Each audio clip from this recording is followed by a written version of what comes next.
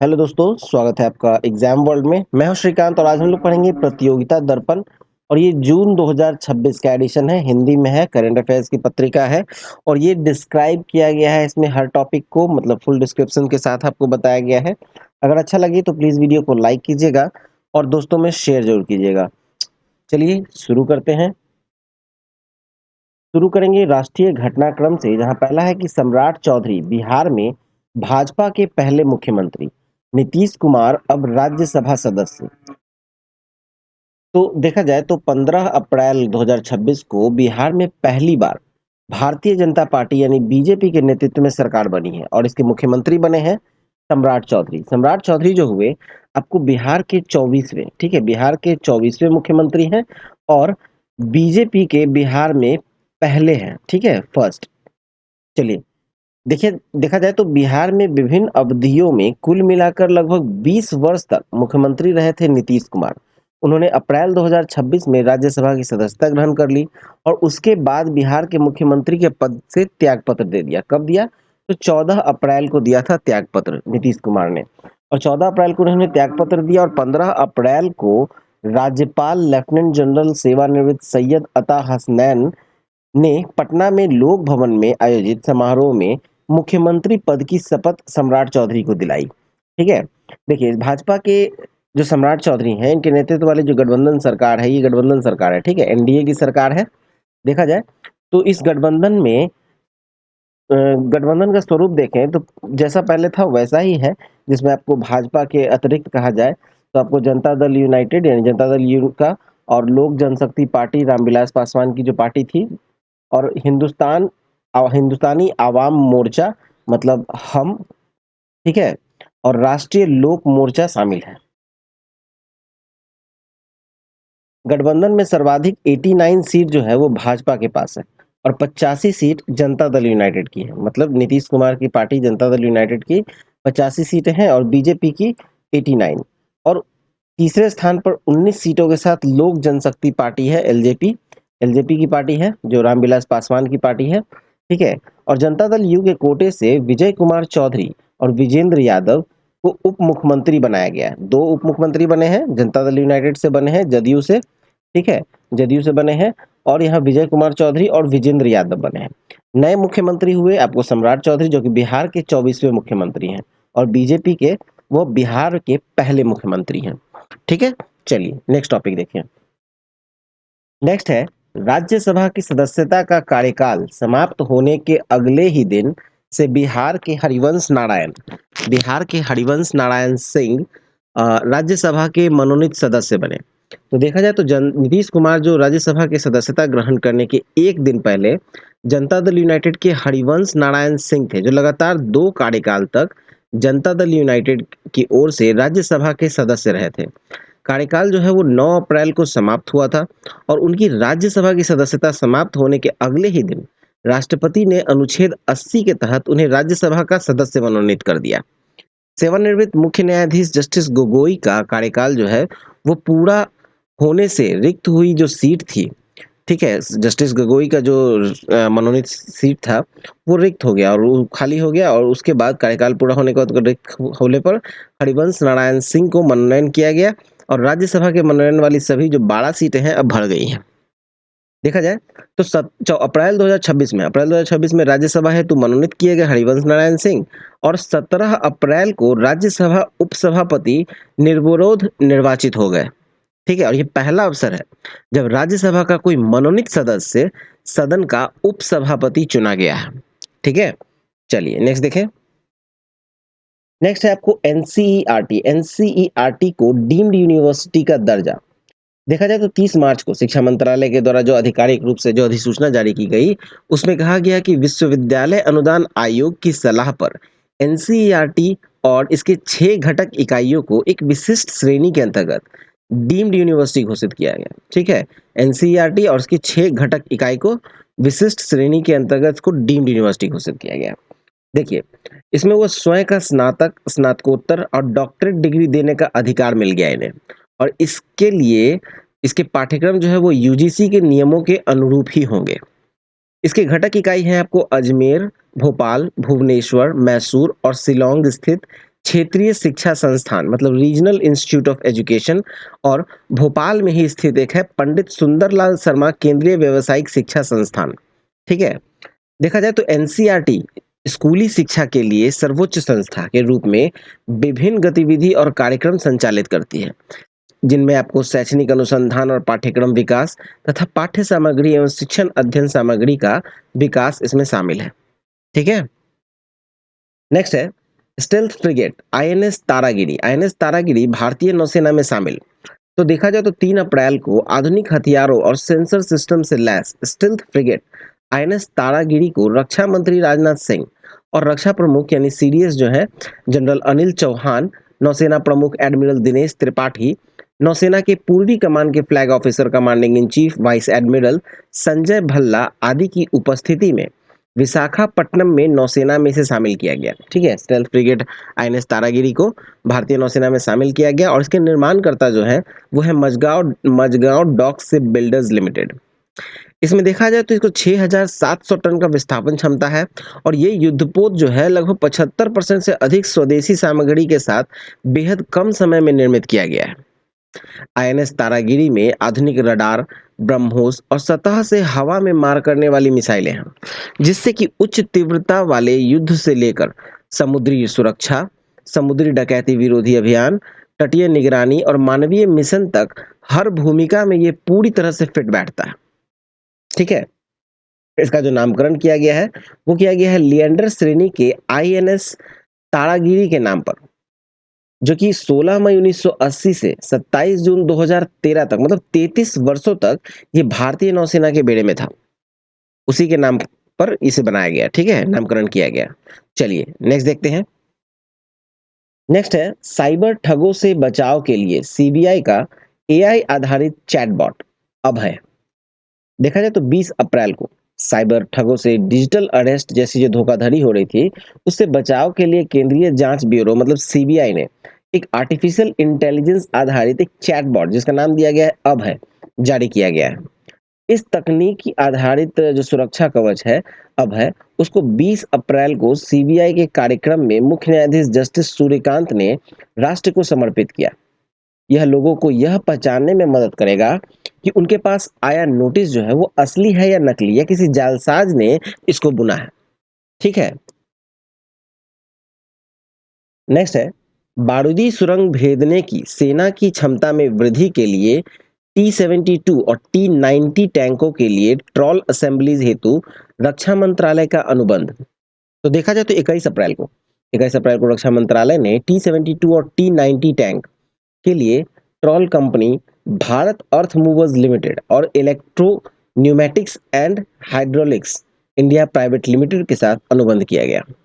अनुबंध का जो राशि है वो है 975 करोड़ रुपए और असेंबलीज इन असेंबलीज से बारूदी सुरंग को भेदने की भारतीय सेना की क्षमता में वृद्धि होगी। ट्रॉल असेंबली जो है वो भारत के रक्षा अनुसंधान यानी डीआरडीओ के द्वारा विकसित किया गया है। एक ऐसा उपकरण है ये जिसको कि टैंकों के आगे तैनात करने से ऐसे टैंकों के लिए बारूदी सुरंगों वाले जो क्षेत्र में सुरक्षित मार्ग बनाकर उन्हें पार करने की क्षमता में वृद्धि होगी, जिससे कि सेना का परिचालन क्षमता में वृद्धि होगी। ठीक है? नेक्स्ट है आपको देश में अब नक्सलवाद से मुक्त। देश जो है वो अब नक्सलवाद से मुक्त हो गया। देखा जाए तो 30 मार्च को कहा गया कि ऐतिहासिक घोषणा की गई जिसमें अमित शाह जो गृह मंत्री हैं, केंद्रीय गृह मंत्री, उन्होंने घोषणा किया कि देश अब नक्सलवाद से मुक्त किया जा चुका है। उन्होंने बताया कि लगभग 6 दशकों से आंतरिक चुनौती बने जो ये लाल आतंक था, जो देश को 31 मार्च 2026 तक मुक्त करने का लक्ष्य सरकार ने निर्धारित किया था। अब उसमें वो जो कि बताया गया है कि वर्ष 2014 में 126 जिला में नक्सलवाद था फैला हुआ, जो कि मार्च 2026 में घटकर केवल 2 जिला में रह गया। ठीक है? 31 मार्च तक का इसको टारगेट रखा गया था लक्ष्य मुक्त करने का और 30 तारीख को इसकी घोषणा कर दी गई। इन्होंने बताया कि ऑपरेशन ब्लैक फॉरेस्ट यानी ऑपरेशन कगार जैसे बड़े अभियान के जरिए बड़े आतंकवादियों को जहां मार गिराया गया है वहीं 4,839 नक्सलियों ने सरेंडर भी किया है। नेक्स्ट टॉपिक है गगनयान मिशन के लिए इसरो का दूसरा एयर ड्रॉप परीक्षण। तो देखिए 10 अप्रैल को अपने पहले मानवयुक्त गगनयान मिशन की तैयारी के सिलसिले में भारतीय अंतरिक्ष अनुसंधान संगठन यानी इसरो ने दूसरी बार सफल एकीकृत एयर ड्रॉप परीक्षण मतलब second integrated air drop test किया। और ये कहाँ किया? श्रीहरिकोटा स्थित सतीश धवन अंतरिक्ष केंद्र से किया। भारतीय वायुसेना व नौसेना के सहयोग से यह परीक्षण किया गया और इसके अंतर्गत अंतरिक्ष यात्री के बैठने वाले जो क्रू मॉड्यूल कैप्सूल है कि वायुमंडल में प्रवेश एवं लैंडिंग के समय पैराशूट आधारित मंदन प्रणाली मतलब डिसेलरेशन सिस्टम का परीक्षण किया गया है ताकि अंतरिक्ष से लौटते समय अंतरिक्ष यात्रियों को सुरक्षित लैंडिंग कराया जा सके धरती पर। ठीक है। और ये जो है क्रूज मॉडल था वो लगभग 5 टन का था और ये चिनूक हेलीकॉप्टर से 3 किलोमीटर की ऊंचाई से गिराया गया था। गिरने के दौरान ये 4 तरह के 10 पैराशूट क्रमानुसार खुले जिससे कि सुरक्षित लैंडिंग के लिए कैप्सूल क्रू मॉड्यूल गति धीरे धीरे कम होती गई और श्रीहरिकोटा के निकट समुद्र में वांछित स्थान पर ये गिरा है। इसके पश्चात नौसेना की मदद से डमी कैप्सूल को सफलतापूर्वक बरामद किया गया। ठीक है, चलिए नेक्स्ट टॉपिक देखते हैं। नेक्स्ट टॉपिक है लोकसभा चुनाव में महिलाओं को आरक्षण उपलब्ध कराने के लिए सीटों के परिसीमन हेतु संविधान संशोधन विधेयक संसद के विशेष सत्र में पारित न हो सका। तो देखिए 16 अप्रैल को इस सत्र में निम्नलिखित 3 विधेयक लोकसभा में पेश किया गया था। इन्होंने 131वां संविधान संशोधन विधेयक पेश किया 2026, 131वां संविधान संशोधन विधेयक 2026 जिसमें आपको नारी शक्ति वंदन संशोधन विधेयक जिसमें महिला आरक्षण लागू करने के लिए लोकसभा सीटों की संख्या जो है वो 543 से बढ़ाकर 850 तक करने का प्रस्ताव था, जिसमें 815 सीटें राज्यों के लिए और 35 केंद्र शासित क्षेत्र के लिए प्रस्तावित था। यह सीटों की अधिकतम संख्या प्रस्तावित थी। ठीक है। और वास्तव में वृद्धि कितनी होती ये परिसीमन आयोग निर्धारित करता। ठीक है।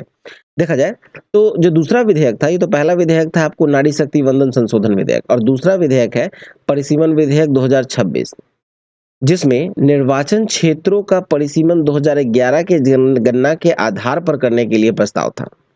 ठीक है। और तीसरा केंद्र शासित प्रदेश कानून संशोधन 2026 था जिसमें दिल्ली, जम्मू कश्मीर, पुदुचेरी विधानसभा, ठीक है, पुदुचेरी विधानसभाओं में महिला आरक्षण लागू करने के लिए था।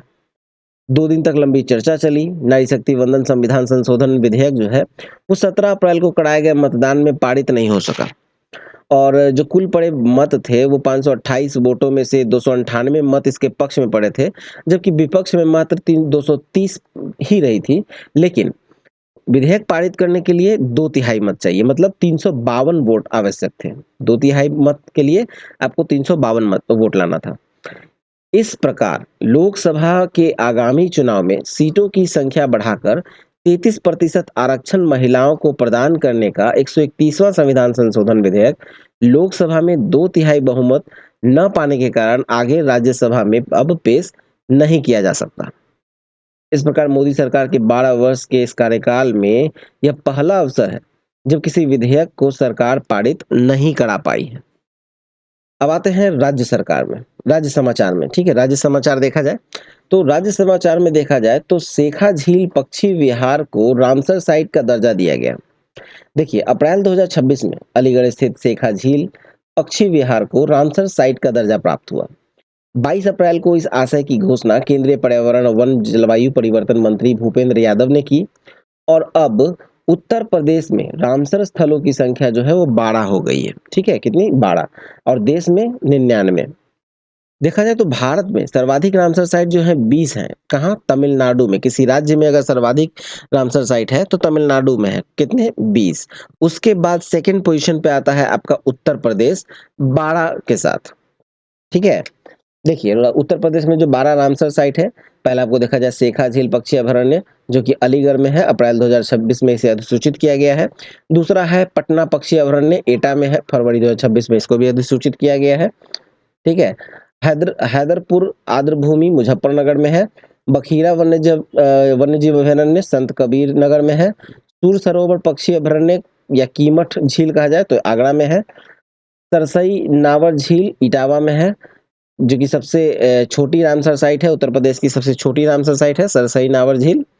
फिर है आपको सांडी पक्षी अभयारण्य हरदोई में, शम्सपुर पक्षी अभयारण्य रायबरेली में, समान पक्षी अभयारण्य मैनपुरी में, फिर पार्वती अरगा पक्षी अभयारण्य है आपको गोंडा में, नवाबगंज पक्षी अभयारण्य है उन्नाव में, ऊपर गंगा नदी ब्रिज घाट के नरोड़ा में है, जो कि उत्तर प्रदेश का सबसे बड़ा और सबसे पुराना स्थल है।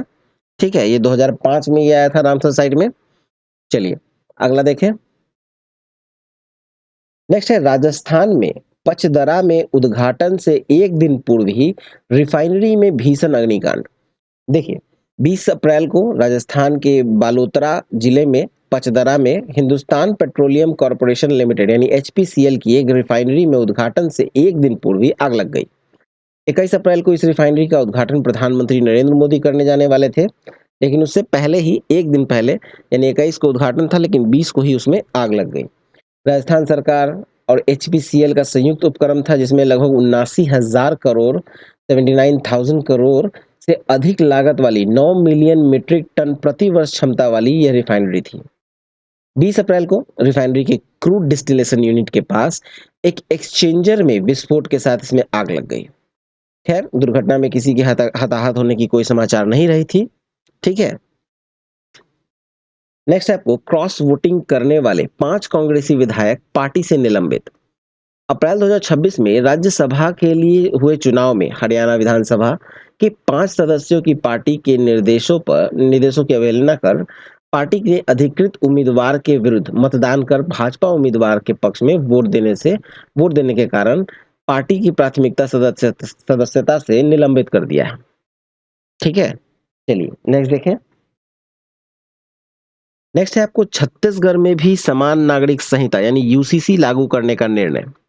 देखिए 15 अप्रैल को बैठक में छत्तीसगढ़ में समान नागरिक संहिता लागू करने हेतु वांछित विधेयक का मसौदा तैयार करने का सर्वोच्च न्यायालय की सेवानिवृत्त न्यायाधीश रंजना प्रकाश देसाई की अध्यक्षता में समिति के गठन का निर्णय राज्य मंत्रिमंडल में लिया गया। ठीक है, गोवा, उत्तराखंड, गुजरात के बाद अब छत्तीसगढ़ में भी समान नागरिक संहिता लागू होगी। ये देश का चौथा राज्य बनेगा। समिति के सदस्यों की नियुक्ति जो है वो मुख्यमंत्री करेंगे और भारतीय संविधान अनुच्छेद 44 के तहत भी राज्यों को सभी नागरिकों के लिए समान नागरिक संहिता लागू करने का निर्देश दिया गया है। ठीक है, अब आते हैं अंतर्राष्ट्रीय घटनाक्रम में। ठीक है, अंतर्राष्ट्रीय घटनाक्रम में पहला है कि 5 दशक के अंतराल के पश्चात चंद्रमा की कक्षा तक 4 अंतरिक्ष यात्रियों की सफल यात्रा, नासा का आर्टेमिस 2 मिशन।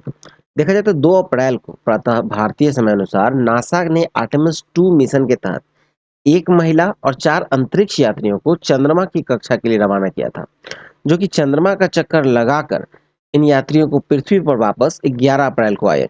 ठीक है, आर्टेमिस 3 मिशन स्टार्ट होने वाला है, जो कि संभावित है आपको 2027 में, और इसके तहत 4 अंतरिक्ष यात्रियों को चंद्रमा पर भेजने का नासा का योजना है, जिसमें से इन 4 अंतरिक्ष यात्रियों में से 2 चंद्रमा की सतह पर उतरकर परीक्षण करेगा और 2 अंतरिक्ष यात्री चंद्रमा की कक्षा में ही अंतरिक्ष यान में रहेंगे। ठीक है, और आर्टेमिस 2 मिशन के तहत एक महिला, 4 अंतरिक्ष यात्री जिनमें नासा के रीड वाइजमैन, अश्वेत अंतरिक्ष यात्री विक्टर ग्लोवर, महिला अंतरिक्ष यात्री क्रिस्टिना कोच और कनाडा के अंतरिक्ष संगठन से जेरेमी हैंसन शामिल थे। ओरियन कैप्सूल में दुनिया के सबसे शक्तिशाली स्पेस लॉन्च सिस्टम यानी एसएलएस रॉकेट के जरिए केप कैनावेरल स्थित कैनेडी स्पेस सेंटर से प्रक्षेपित किया गया था। यहाँ होगा ओरियन, ठीक है, गलती से हो गया। ओरियन अंतरिक्ष यान एक विशेष अन्वेषण यह है कि ये नासा के द्वारा विकसित किया गया है, जो कि आर्टेमिस मिशनों के दौरान अंतरिक्ष यात्रियों को ले जाएगा और उसे सुरक्षित पृथ्वी पर वापस लाएगा। ठीक है, और चंद्रमा से वापसी यात्रा में 10 अप्रैल को जो आर्टेमिस 2 मिशन चंद्रमा से वापस आया था, उसमें वो वायुमंडल में प्रवेश करते ही उसकी गति जो थी वो लगभग 39,000 किलोमीटर प्रति घंटा हो गई थी। जैसे वो पृथ्वी के वायुमंडल में प्रवेश किया, उसका स्पीड जो है वो लगभग 39,000 किलोमीटर प्रति घंटा था। ठीक है, और वायुमंडल का जो रगड़ हुआ उस पे, उस कैप्सूल पे, उसका बाहर का जो तापमान है, टेम्परेचर, वो 2760 डिग्री सेल्सियस तक पहुंच गया था। इससे लाल गर्म प्लाज्मा की एक परत इसके चारों ओर बन गई थी। ठीक है, और हीट सील्ड इस जोखिम को पार करने के पश्चात ओरियन के पैराशूट ने इसकी गति 24 किलोमीटर प्रति घंटा तक घटा दी और अंततः 11 अप्रैल को प्रातः लगभग 5 बजे, जो भारतीय समय अनुसार है, अमेरिका के सैन डिएगो तट पर प्रशांत महासागर में इसकी सुरक्षित लैंडिंग हुई।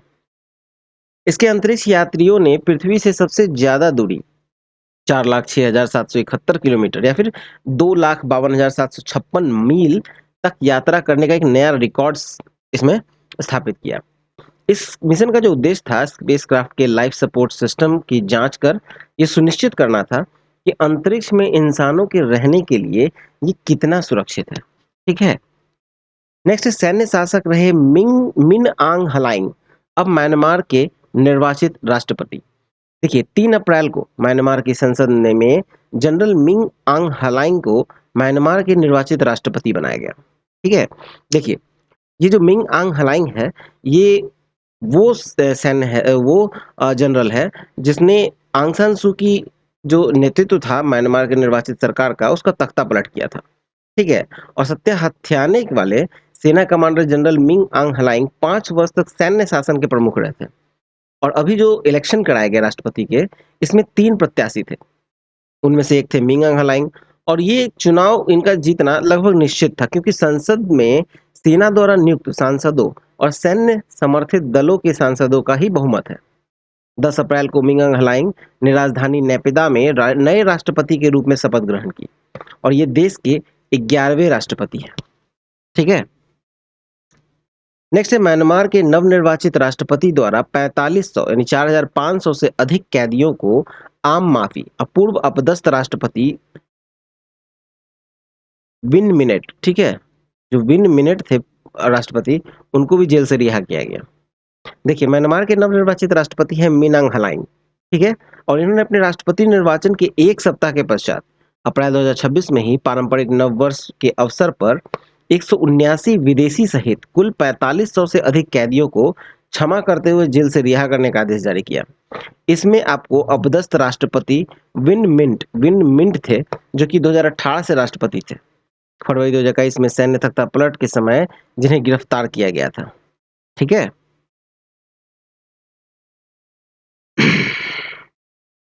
नेक्स्ट है, हंगरी में 16 वर्षों से प्रधानमंत्री रहे विक्टर ऑर्बन की पार्टी की भारी पराजय और पीटर माग्यार नए प्रधानमंत्री होंगे। देखिए, हंगरी में 12 अप्रैल 2026 को हंगरी में जो संपन्न हुए संसदीय चुनाव, उसमें देश का सत्ता का समीकरण बदल दिया। 16 वर्षों से प्रधानमंत्री रहे विक्टर ऑर्बन की फिडेज पार्टी को पराजय का सामना करना पड़ा। हंगरी के नव प्रधानमंत्री बने हैं पीटर माग्यार। ठीक है, टिज़ा पार्टी के हैं। और magyarकी पार्टी को 53.6% यानी 53.6% मतों के साथ 199 में से 138 सीटों पर विजय हासिल हुई। ठीक है। और विक्टर ऑर्बन की राष्ट्रवादी फिडेज पार्टी को मात्र 37.5% मत के साथ 55 सीटें ही इस चुनाव में प्राप्त हो सकी। नेक्स्ट है, उपराष्ट्रपति सीपी राधाकृष्णन की श्रीलंका यात्रा। देखा जाए तो 19-20 अप्रैल को भारत के उपराष्ट्रपति सीपी राधाकृष्णन ने श्रीलंका की द्विपक्षीय यात्रा की। उपराष्ट्रपति सीपी राधाकृष्णन ने इस यात्रा में स्वास्थ्य एवं परिवार कल्याण राज्य मंत्री एसपी सिंह बघेल और 2 सांसद उनके साथ गए शिष्टमंडल में शामिल थे। 19 अप्रैल को कोलंबो में राष्ट्रपति सचिवालय में मेजबान राष्ट्रपति अनुरा कुमारा दिसानायके ने उपराष्ट्रपति श्री राधाकृष्णन से मुलाकात की। भारत के द्वारा श्रीलंका में चलाई जा रही जो विकास परियोजना है, उसकी प्रगति सहित विभिन्न द्विपक्षीय पहलों की समीक्षा की गई। ठीक है। देखिए, नवंबर दिसंबर में वहाँ एक दितवा नाम का चक्रवात आया था। ठीक है। और उसमें जो व्यापक रूप से जो क्षतिग्रस्त हुई थी, उसमें उत्तरी रेलवे लाइन का पुनर्निर्माण कार्य जो है वो भारत सरकार के द्वारा दिए गए $50 लाख के अनुदान से किया गया। रेल सेवाओं की बहाली पर प्रसन्नता दोनों ने व्यक्त की है। श्रीलंका ने भारत के नेतृत्व वाली जो अंतर्राष्ट्रीय बिग कैट अलायंस है, IBCA, में शामिल होने का निर्णय किया है। 19 अप्रैल को ही प्रधानमंत्री डॉक्टर हरिनी अमर सूर्या के साथ महत्वपूर्ण द्विपक्षीय मुद्दे पर चर्चा हुई। 20 अप्रैल को उपराष्ट्रपति ने श्रीलंका के नुवारा एलिया जिले में भारतीय आवास परियोजना के तहत भारत की सहायता से निर्मित भवनों का दौरा किया तथा लाभार्थियों के परिवारों से मुलाकात की।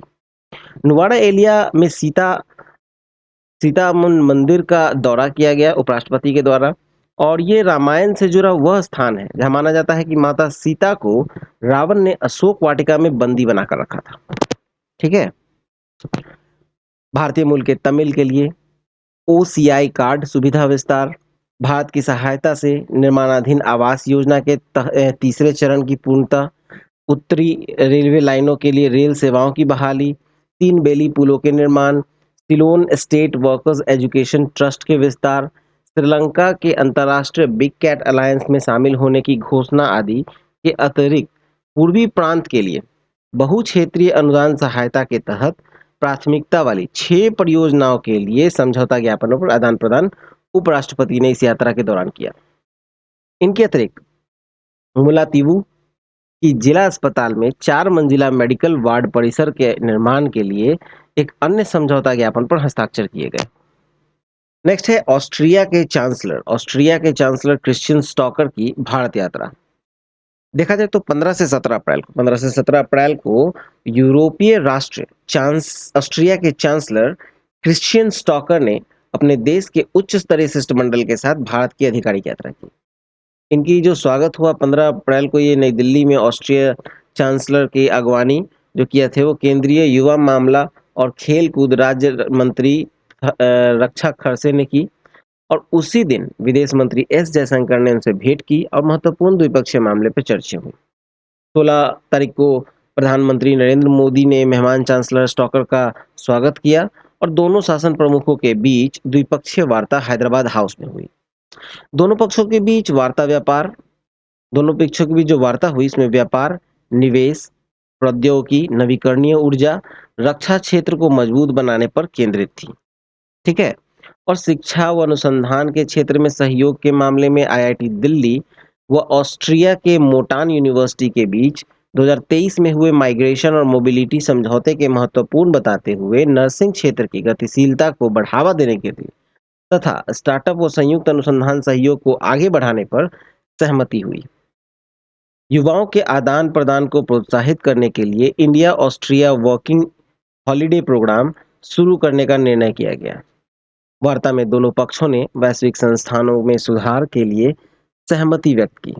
आतंकवाद की पूर्ण समाप्ति के प्रति साझा प्रतिबद्धता व्यक्त करते हुए आतंकवाद पर संयुक्त कार्य दल गठित करने का दोनों पक्ष में सहमत रहे। दोनों देशों के बीच 6 महत्वपूर्ण समझौता पर हस्ताक्षर हुआ। ठीक है। और भारत व ऑस्ट्रियाई कंपनी के लिए एक दूसरे के यहाँ निवेश को आसान बनाने के लिए फास्ट ट्रैक मैकेनिज्म, सैन्य सहयोग, खाद्य सुरक्षा, कौशल विकास, आतंकवाद विरोधी सहयोग के लिए समझौता इसमें शामिल है। दोनों देशों के बीच व्यापार विगत 10 वर्षों में $3 अरब हो गया। 16 अप्रैल को इन औपचारिक कार्यक्रमों के पश्चात ऑस्ट्रियाई चांसलर की स्वदेश वापसी 17 अप्रैल को हुई। ठीक है। नेक्स्ट है दक्षिण कोरिया के राष्ट्रपति ली जे म्यूंग की भारत यात्रा। तो 19 से 21 अप्रैल को रिपब्लिक ऑफ कोरिया मतलब दक्षिण कोरिया के राष्ट्रपति ली जे म्यूंग ने भारत की राजकीय यात्रा की। उनकी कैबिनेट के वरिष्ठ मंत्रियों के अतिरिक्त वरिष्ठ अधिकारी, वाणिज्यिक उद्यमी का दल इस यात्रा को उनके साथ आए और उनके आने के अगले ही दिन भारतीय प्रधानमंत्री नरेंद्र मोदी के साथ विभिन्न अंतर्राष्ट्रीय मुद्दे पर वार्ता हुई हैदराबाद हाउस में। दोनों देशों के बीच 2009 में हुए जो कॉम्प्रिहेंसिव इकोनॉमिक पार्टनरशिप एग्रीमेंट है यानी सिपा और आगे प्रणयन के लिए सहमति दोनों शासन प्रमुखों में बनी। सिपा के चलते दोनों देशों के बीच द्विपक्षीय व्यापार 27 अरब डॉलर तक पहुंच चुका था। ठीक है। और वर्ष 2030 तक इसे 50 अरब डॉलर तक पहुंचाने की कई महत्वपूर्ण निर्णय वार्ता में किए गए। इस लक्ष्य को प्राप्त करने के लिए द्विपक्षीय व्यापार में 18% प्रति वर्ष की दर से वृद्धि करनी होगी। दोनों शासन प्रमुखों की वार्ता में आपसी व्यापार एवं निवेश के साथ साथ artificial intelligence, semiconductor, electronics, advanced manufacturing, e mobility, green engineering आदि क्षेत्रों में सहयोग संवर्धन पर भी सहमति हुई। इस संबंध में प्रधानमंत्री मोदी ने बाद में प्रेस वार्ता में बताया कि हम चिप्स से लेकर शिप्स तक, टैलेंट से लेकर टेक्नोलॉजी तक, एम्पावरमेंट से लेकर एनर्जी तक हर क्षेत्र में सहयोग के नए अवसरों को साकार करेंगे। वित्तीय प्रवाह को सुगम बनाने के लिए भारत कोरिया वित्तीय मंच मतलब इंडिया कोरिया फाइनेंशियल फोरम की शुरुआत की गई। व्यापारिक सहयोग को बल देने के लिए एक औद्योगिक सहयोग समिति यानी इंडस्ट्रियल कोऑपरेशन कमेटी का गठन किया गया है। आपसी सांस्कृतिक जुड़ाव को मजबूत करने के लिए 2028 में भारत कोरिया फ्रेंडशिप फेस्टिवल के आयोजन का निर्णय भी द्विपक्षीय वार्ता में किया गया और इंटरनेशनल सोलर अलायंस और इंडो पैसिफिक ओशंस इनिशिएटिव से जुड़ने की घोषणा दक्षिण कोरिया की ओर से वार्ता में की गई। उपयुक्त क्षेत्रों में सहयोग के लिए 15 विभिन्न समझौता ज्ञापन पर हस्ताक्षर किए गए। बंदरगाहों के क्षेत्र में सहयोग, औद्योगिक सहयोग समिति की स्थापना, भारत कोरिया डिजिटल सेतु के लिए संरचना, लघु एवं मध्य प्रकार के उद्योगों के क्षेत्र में सहयोग, विज्ञान और प्रौद्योगिकी के क्षेत्र में सहयोग, वर्ष 2026 से 30 के लिए भारत और दक्षिण कोरिया के बीच सांस्कृतिक आदान प्रदान, खेल क्षेत्र में सहयोग, भारत व दक्षिण कोरिया के बीच व्यापक आर्थिक साझेदारी समझौता को अपग्रेड करने के लिए वार्ता पुनः प्रारंभ करने संबंधी समझौता ज्ञापन इनमें शामिल है। दक्षिण कोरिया राष्ट्रपति ने 21 अप्रैल को आगे के कार्यक्रमों के तहत सप्तनिक हनोई यानी वियतनाम रवाना होने से पूर्व भारत मंडपम में भारत कोरिया बिजनेस फोरम को भी संबोधित किया। नेक्स्ट है विश्व के 100 सर्वाधिक प्रभावशाली लोगों की टाइम की वर्ष 2026 की सूची, भारत और भारतीय मूल की 3 हस्तियों के नाम। तो अप्रैल 2026 में अमेरिकी पत्रिका टाइम ने विश्व के सबसे प्रभावशाली 100 व्यक्तियों की वर्ष 2026 की अपनी सूची जारी की और टाइम द्वारा अपनी सूची में 6 क्षेत्रों के प्रभावशाली हस्तियों के नाम जारी किए गए। ठीक है, इनमें कलाकार यानी आर्टिस्ट, अग्रदूत यानी पायनियर, नेताओं यानी लीडर्स, अन्वेषकों यानी इनोवेटर्स, आइकन्स और टाइटन्स की श्रेणियां शामिल हैं। टाइम के वर्ष 2026 की सूची में 3 भारतीय मूल के व्यापक व्यक्ति हैं, जिसमें पहला है रणबीर कपूर, बॉलीवुड स्टार हैं, कलाकार हैं, आर्टिस्ट की श्रेणी में। दूसरा है सुंदर पिचाई, भारतीय अमेरिकी गूगल के सीईओ हैं, टाइटन श्रेणी में इन्हें शामिल किया गया है। तीसरा है विकास खन्ना, भारतीय मूल के अमेरिकी शेफ हैं और इन्होंने अन्वेषक यानी इनोवेटर्स की श्रेणी में रखा गया है। विश्व के सबसे 100 प्रभावशाली व्यक्तियों 2016 में सूची जो है वो लीडर्स की श्रेणी में 24 नाम शामिल हैं। ठीक है, मतलब जो टॉप 100 व्यक्ति का नाम दिया गया है विश्व के 100 सबसे प्रभावशाली में, उसमें आपको 24 नाम जो है वो लीडर्स हैं। लीडर्स जैसे कि पोप लियो 14, अमेरिकी राष्ट्रपति डोनाल्ड ट्रंप, मैक्सिको की राष्ट्रपति क्लाउडिया शिनबॉम, अमेरिका के विदेश मंत्री मार्को रूबियो, कनाडा के प्रधानमंत्री मार्क कार्नी, चीनी राष्ट्रपति शी जिनपिंग, जापानी प्रधानमंत्री सनाई तकाइची, इजराइल के प्रधानमंत्री बेंजामिन नेतन्याहू, व्हाइट हाउस के चीफ ऑफ स्टाफ सुसी वाइल्स आदि के अतिरिक्त नेपाल के नवनिर्वाचित प्रधानमंत्री बालेंद्र शाह और बांग्लादेश के नवनिर्वाचित प्रधानमंत्री तारिक रहमान आदि के नाम हैं। लेकिन भारत के किसी भी नेता का नाम इस वर्ष सूची में नहीं है। ठीक है, नेक्स्ट है जापान के घातक हथियारों के निर्यात पर से प्रतिबंध हटाया। तो देखा जाए तो 21 अप्रैल को कैबिनेट की बैठक में इस आशय का निर्णय नए प्रधानमंत्री सनाई तकाइची की अध्यक्षता में लिया गया। जापान ने द्वितीय विश्व युद्ध के बाद से लागू अपनी शांतिवादी नीति में एक बड़ा परिवर्तन करते हुए जापान द्वारा विकसित युद्धपोत, लड़ाकू विमान और ड्रोन जैसे घातक हथियारों के निर्यात पर लागू प्रतिबंध जो है वो तत्काल प्रभाव से हटा लिए। फिलहाल जापानी हथियारों का यह निर्यात केवल उन 17 देशों तक सीमित रहेगा जिनके साथ जापान ने रक्षा उपकरण और तकनीकी हस्तांतरण से जुड़े समझौते किए हैं। हाल ही के वर्षों में क्षेत्रीय और वैश्विक तनाव के वृद्धि के कारण इस प्रावधान में कुछ ढील दी गई थी। तथापि निर्यात को केवल 5 क्षेत्रों जैसे कि बचाव हो गया, परिवहन है, सतर्कता है, निगरानी है और बारूदी सुरंग हटाने तक ही सीमित रखा गया था। जापान के रक्षा साझेदार जैसे कि ऑस्ट्रेलिया ने बड़े पैमाने पर जापान के इस कदम का स्वागत किया। वहीं चीन व अन्य विरोधियों के नीति में इस परिवर्तन को शांतिवादी संविधान की भावना के खिलाफ बताते हुए इसकी आलोचना की है। ठीक है, नेक्स्ट है संयुक्त राष्ट्र महासचिव पद हेतु 4 उम्मीदवार मैदान में। संयुक्त राष्ट्र संघ के महासचिव एंटोनियो गुटेरस का इस पद पर 5 वर्षीय दूसरा कार्यकाल दिसंबर 2026 में पूरा होगा। उनके कार्यकाल की समाप्ति से पूर्व ही नए महासचिव के लिए चुनाव प्रक्रिया शुरू हो गई है। मुख्यतः 4 उम्मीदवार फिलहाल इस पद के लिए चुनाव मैदान में हैं।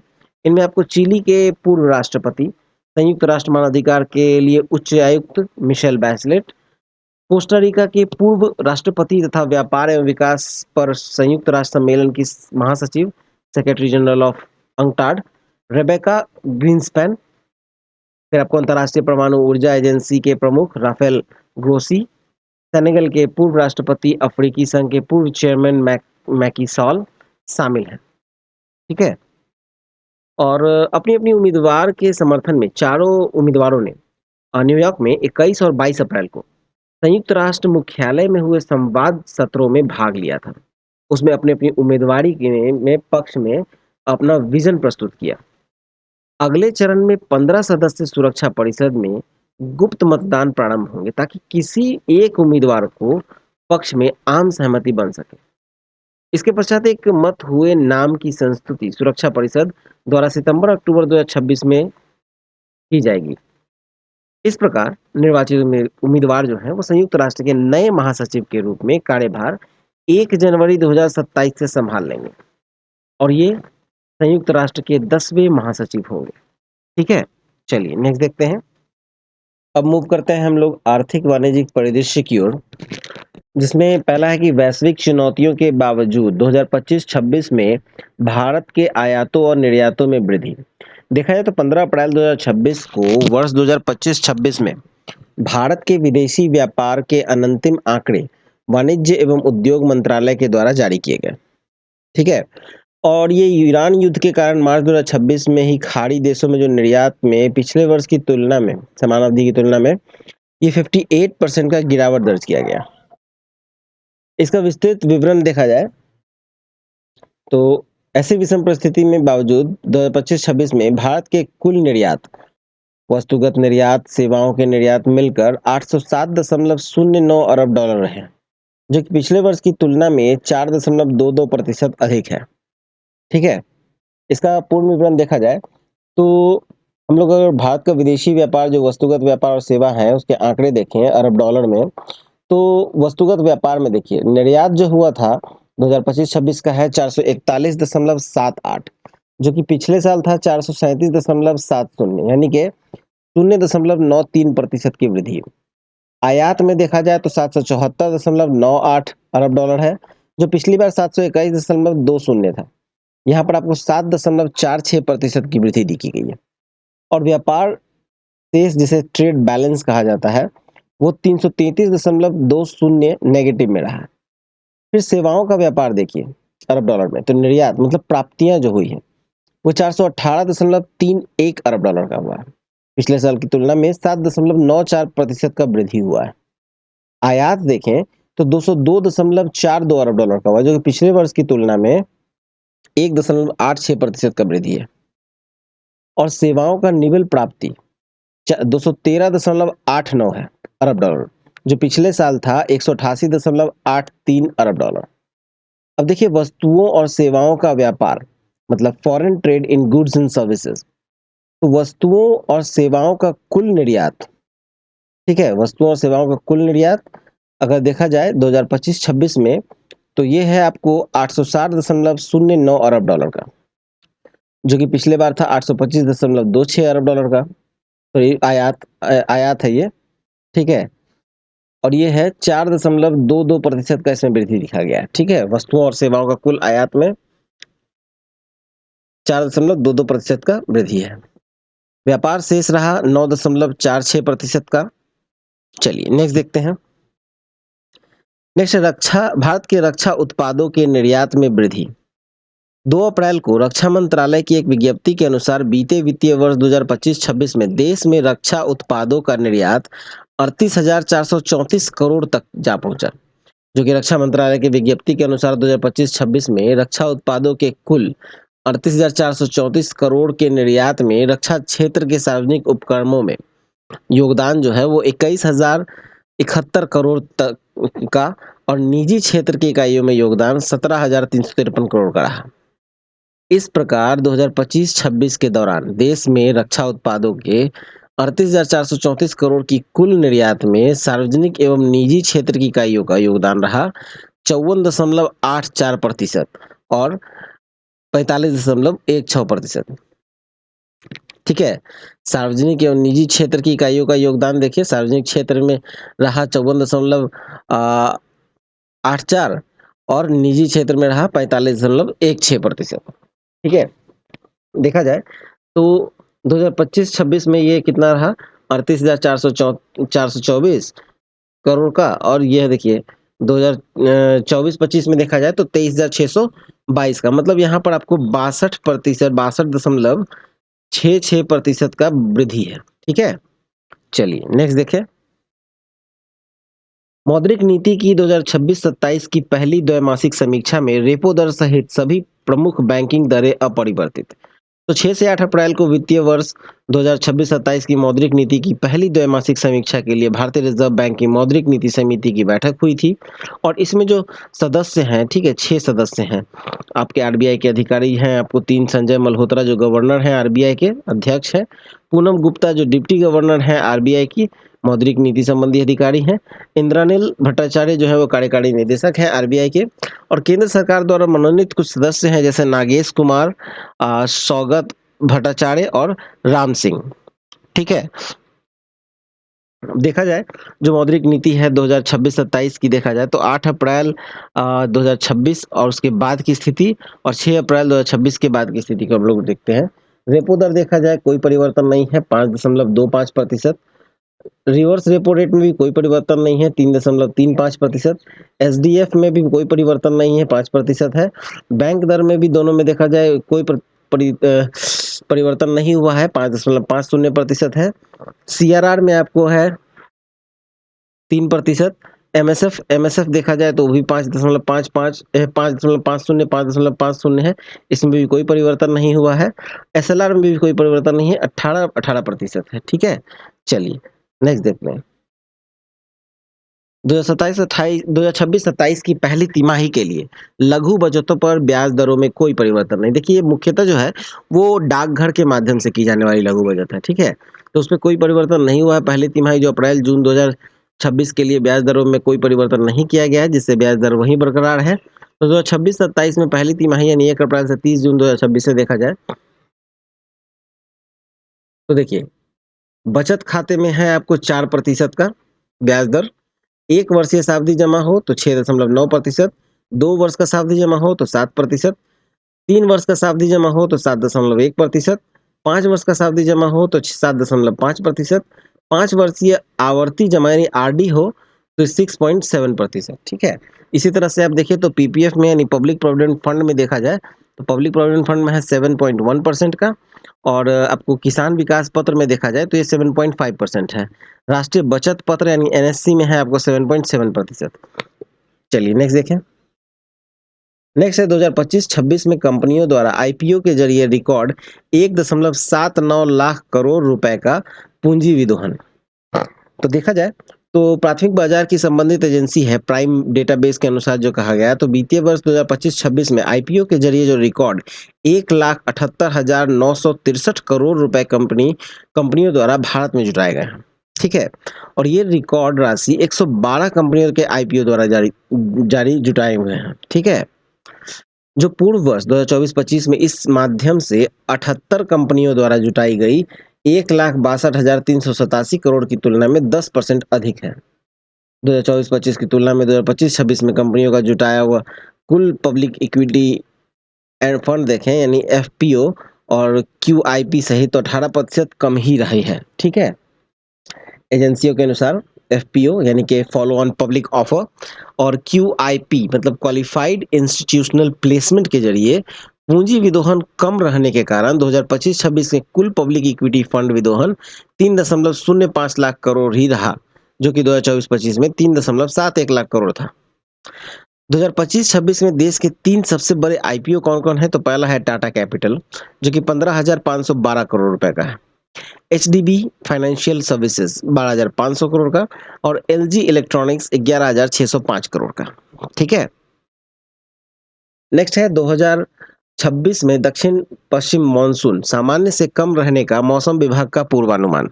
तो देखा जाए तो 13 अप्रैल 2026 को चालू वित्तीय वर्ष 2026 में मानसून मौसम जून सितंबर के दौरान देश में जो दक्षिण पश्चिम मानसून के संबंध में पहले दीर्घकालिक पूर्वानुमान भारतीय मौसम विभाग यानी आईएमडी द्वारा जारी किए गए। देश के 4 क्षेत्र जैसे उत्तर पश्चिम भारत, मध्य भारत, दक्षिण प्रायद्वीप और उत्तर पूर्व भारत के अलग-अलग मौसम अनुमान विभाग द्वारा दूसरे चरण में मई 2026 में जारी किए जाएंगे। 15 अप्रैल 2026 को जारी किए गए पहले चरण के पूर्वानुमान में इस वर्ष दक्षिण पश्चिम मानसून में मौसम वर्षा दीर्घकालिक औसत का 92% रहने का संभावना है। इसमें 5% प्लस माइनस की त्रुटि संभावित है। ठीक है। देखा जाए तो सामान्य मानसून किसे तात्पर्य दीर्घकालिक औसत से 96 से 104% के बीच है। वर्षा का यह दीर्घकालिक औसत 868.6 मिलीमीटर यानी 87 सेंटीमीटर है, जो कि 1971 से 2020 के दौरान प्राप्त की गई वर्षा का औसत है। देखा जाए मानसून की स्थिति का मानक तो दीर्घकालिक औसत 90% से कम हो तो ये कम होता है, डेफिशिएंट होता है। ठीक है। और अगर ये दीर्घकालिक औसत 90% से 95% के बीच हो तो सामान्य से कम होगा यानी नॉर्मल से कम होगा। दीर्घकालिक औसत से 96% से 104% हो तो ये सामान्य होगा। दीर्घकालिक औसत के 105% से 110% हो तो सामान्य से अधिक होगा और दीर्घकालिक औसत के 110% से अधिक हो तो ये अधिक होगा यानी एक्सेस होगा। नेक्स्ट है 2025-26 में जून जुलाई में देश में बागवानी उत्पादन कृषि मंत्रालय के पहले अग्रिम अनुमान। तो देखा जाए तो मार्च 2026 में कृषि और किसान कल्याण मंत्रालय ने राज्यों व केंद्र शासित प्रदेश व अन्य सरकारी एजेंसियों से प्राप्त जानकारी के आधार पर फसल वर्ष 2025-26 में देश की बागवानी फसल यानी हॉर्टिकल्चर क्रॉप्स के अधीन क्षेत्र और उनके उत्पादन के पहले अग्रिम अनुमान जारी किए गए। देखा जाए तो बागवानी फसलों के अधीन कुल क्षेत्र तो ये 2024-25 में था 30.14 मिलियन हेक्टेयर, जो कि 2025-26 में 30.13 मिलियन हेक्टेयर अनुमानित है, लगभग बराबर ही है। कुल बागवानी उत्पादन देखा जाए तो 370.74 मिलियन टन था 2024-25 में, जो कि अभी है 2025-26 में है ये 370.85 मिलियन टन अनुमानित है। और देश में फलों का कुल उत्पादन 118.68 मिलियन टन रहा इस बार अनुमान है 2025-26 का, जो कि पिछले वर्ष की तुलना में 0.8% की वृद्धि हुई है। सब्जियों का कुल उत्पादन देखें तो 216.16 मिलियन टन है, इसमें मामूली गिरावट है पिछले वर्ष की तुलना में, क्योंकि पिछले बार था 217.80 मिलियन टन। ठीक है।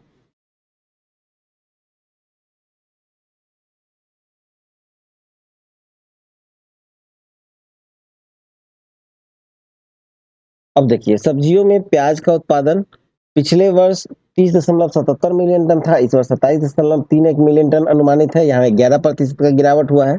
आलू का उत्पादन में 58.57 मिलियन टन था, जो कि 58.45 मिलियन टन अनुमानित है। टमाटर का उत्पादन में देखा जाए तो 22.70 मिलियन टन अनुमानित है, जो कि पिछले वर्ष की तुलना में 10.19% का वृद्धि दिखाया गया है। सुगंधित एवं औषधि जड़ी बूटियों का कुल उत्पादन 9.03 लाख टन अनुमानित है। पिछले वर्ष की तुलना में मामूली गिरावट है, क्योंकि पिछले वर्ष था 9.01 लाख टन। ठीक है। और फूलों का कुल उत्पादन इस बार है 4.16 लाख टन, जो कि पिछले बार था 4.26 मिलियन टन। ठीक है, यहाँ भी मिलियन टन है, लाख टन नहीं है। शहद का उत्पादन 1.52 लाख टन होगा, जो कि अनुमानित है, और पिछले बार ये था 1.52 लाख टन। बागवानी उपज यानी कि प्लांटेशन क्रॉप्स इस बार 17.97 मिलियन टन है अनुमानित, जो कि 1 मिलियन टन की वृद्धि है पिछले वर्ष की तुलना में, क्योंकि पिछले वर्ष लगभग 16.98 मिलियन टन था। ठीक है। मसाला यानी स्पाइसेस के बारे में देखें तो इस बार 12.82 मिलियन टन अनुमानित है, जो कि पिछले बार 12.99 मिलियन टन था।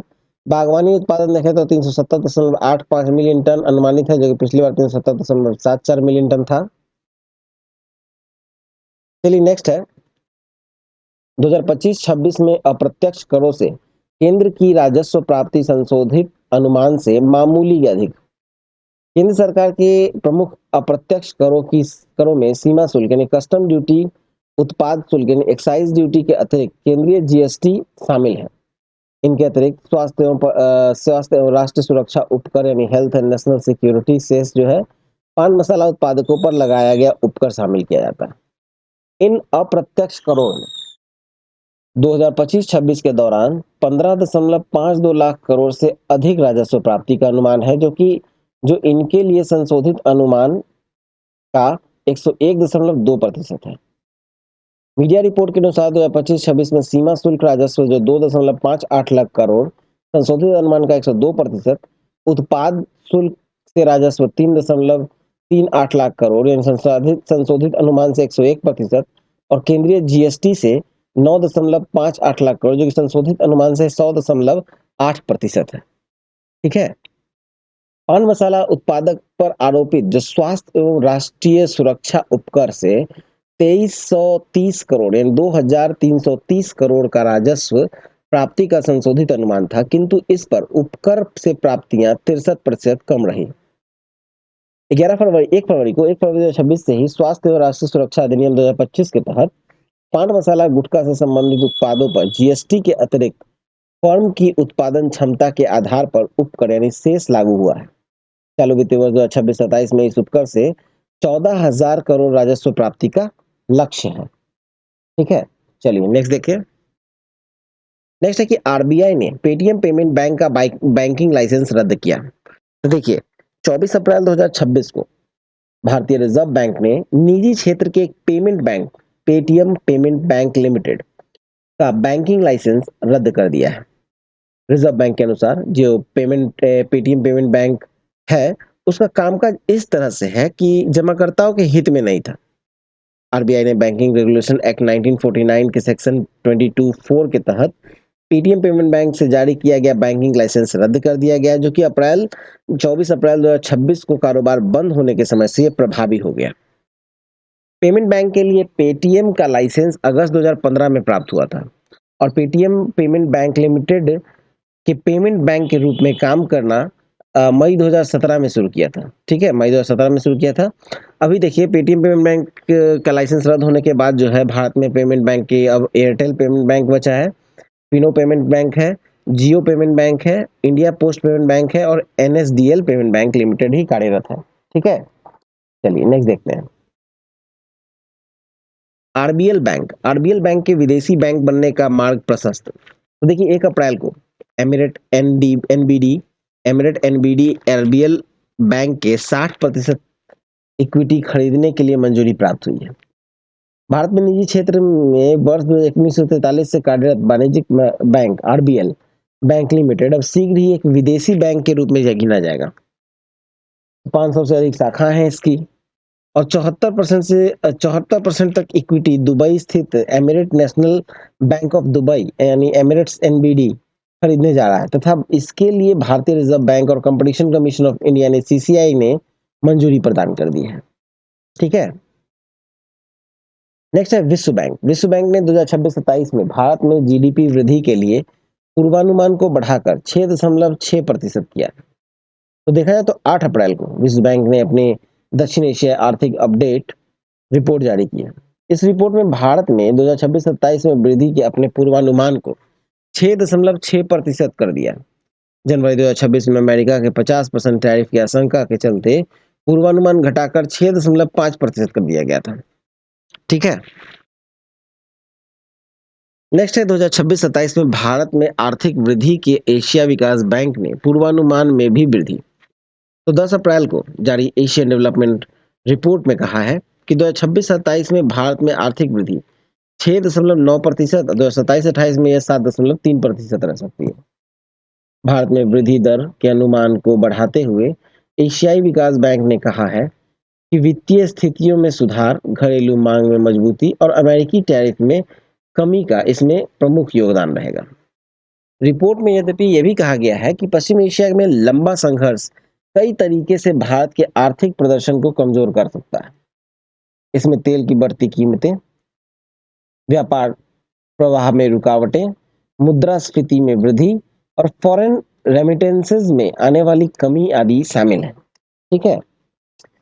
नेक्स्ट है, भारत में 2026-27 के लिए आईएमएफ के ग्रोथ अनुमान में भी मामूली वृद्धि। तो अप्रैल 2026 में अंतर्राष्ट्रीय मुद्रा कोष ने भी 2026-27 के भारत के आर्थिक वृद्धि में अपने पूर्वानुमान में मामूली वृद्धि की है। जनवरी 2026 में आईएमएफ ने भारत की 2026-27 की वृद्धि 6.4% रहने का अनुमान व्यक्त किया, जिसे बढ़ाकर अप्रैल में 6.5% कर दिया गया। ठीक है। नेक्स्ट है, प्रधानमंत्री मुद्रा योजना के 11 वर्ष पूर्ण। तो 8 अप्रैल 2026 को लघु एवं सूक्ष्म उद्यमियों वित्तीय सशक्तिकरण के उद्देश्य से 8 अप्रैल 2015 को प्रारंभ की गई प्रधानमंत्री मुद्रा योजना 11 वर्ष पूर्ण हुए। गैर वित्तीय पोषित के वित्तीय पोषण यानी फंडिंग द अनफंडेड के प्रधानमंत्री ने दृष्टिकोण के साथ शुरू की गई। प्रधानमंत्री मुद्रा योजना उन छोटे उद्यमियों के बिना किसी जमानत के ऋण उपलब्ध कराती है जिन्हें औपचारिक संस्थागत ऋण प्राप्त करने में गंभीर चुनौती और कठिनाई का सामना करना पड़ता है। गैर कॉरपोरेट और गैर किसी आय अर्जित करने की गतिविधियों के लिए आसानी से बिना किसी जमानत 20 लाख रुपए तक का ऋण इस योजना के तहत प्राप्त किया जा सकता है। 11 वर्ष पूर्ण होने पे वित्त मंत्रालय की एक विज्ञप्ति में बताया गया है कि 2015 से 16 से 2025 से 26 तक इस योजना की अवधि में कुल मिलाकर 57.79 यानी 57.79 करोड़ ऋण विभिन्न लाभार्थियों को स्वीकृत किए गए हैं। इनमें कुल मिलाकर 40.07 लाख करोड़ रुपए की राशि जो है वो ऋण के रूप में स्वीकृत की गई है। ठीक है। मुद्रा ऋण अब 4 श्रेणी में प्रदान किए जाते हैं, मतलब शिशु, किशोर, तरुण और नई जोड़ी गई तरुण प्लस। पहला है शिशु। शिशु में 50,000 तक के ऋण दिए जाते हैं। किशोर में भी 50,000 से अधिक और 5 लाख तक के ऋण दिए जाते हैं। तरुण में आपको 5 लाख से लेकर 10 लाख तक के ऋण दिए जाते हैं और तरुण प्लस में 10 लाख से 20 लाख तक के ऋण प्रदान किए जाते हैं। ठीक है, सबसे लास्ट में तरुण प्लस ऐड हुआ है। अधिसूचना के विगत 11 वर्षों की अवधि में कुल स्वीकृत जो ऋण है उसमें 74% आपको शिशु ऋण दिए गए हैं, 24% किशोर ऋण और 2% तरुण ऋण स्वीकृत किए गए हैं। तरुण प्लस की श्रेणी की घोषणा 2024-25 में ही की गई है। मुद्रा योजना के तहत जमानत मुक्त ऋण यानी विनिर्माणी सेवाएं, व्यापार और मुर्गी पालन, डेयरी, मधुमक्खी पालन जैसे कृषि संबंधित गतिविधियों के लिए दिए जाते हैं। ठीक है। अब आते हैं हम लोग नियुक्ति की ओर।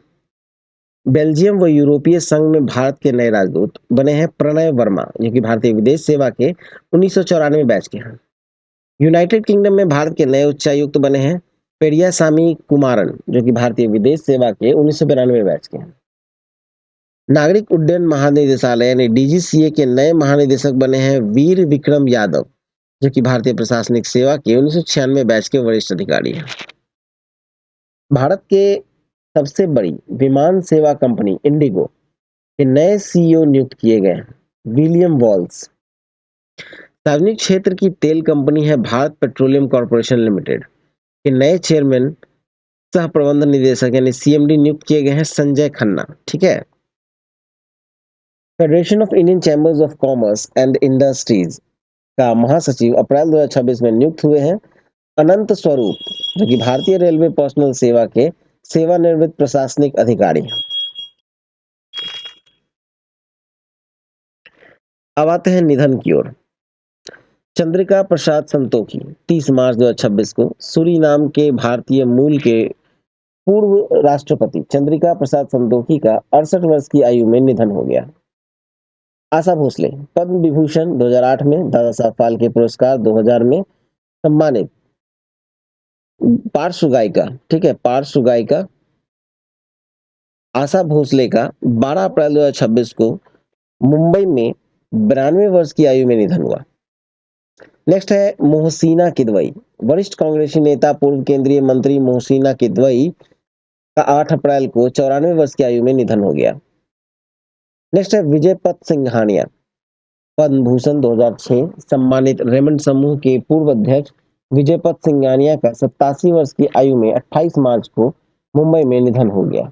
ठीक है। अब आते हैं हम लोग पुस्तक एवं लेखक में।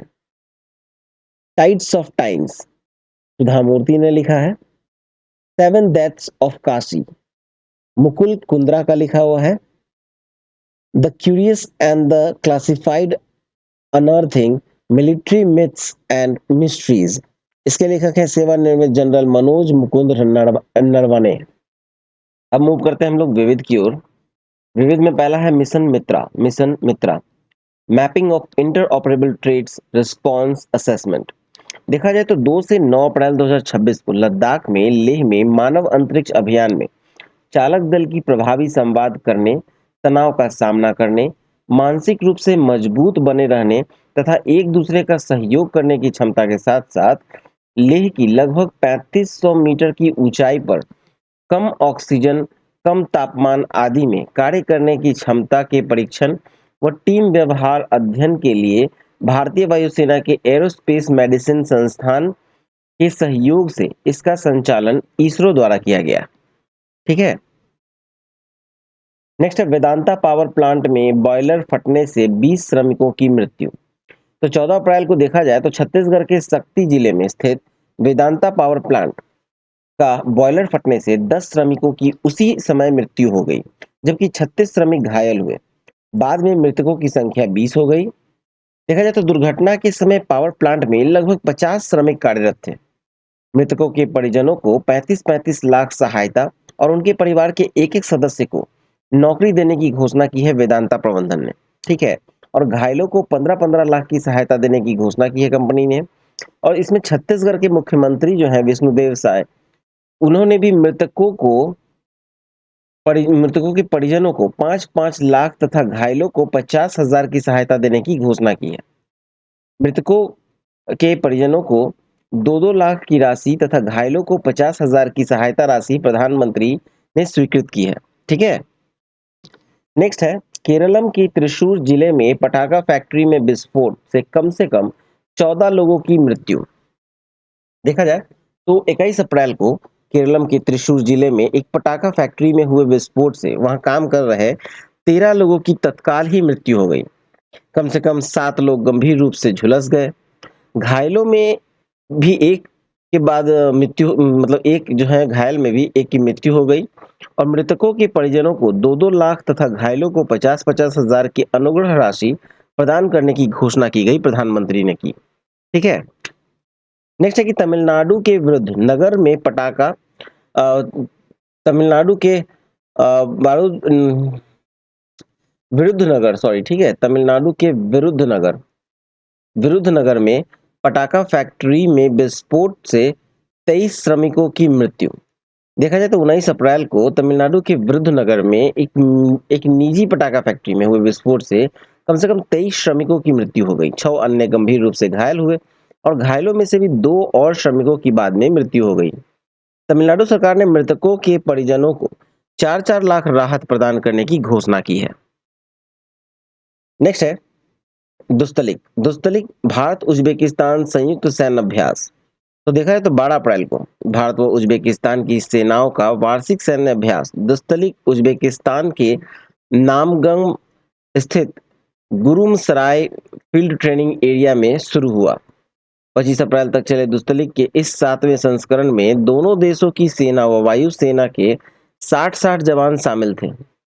इस अभ्यास का जो उद्देश्य है वो दोनों देशों के बीच सैन्य सहयोग में वृद्धि तथा अर्ध पहाड़ी इलाकों में संयुक्त अभियानों के अंजाम देने के लिए संयुक्त क्षमता में वृद्धि करना है।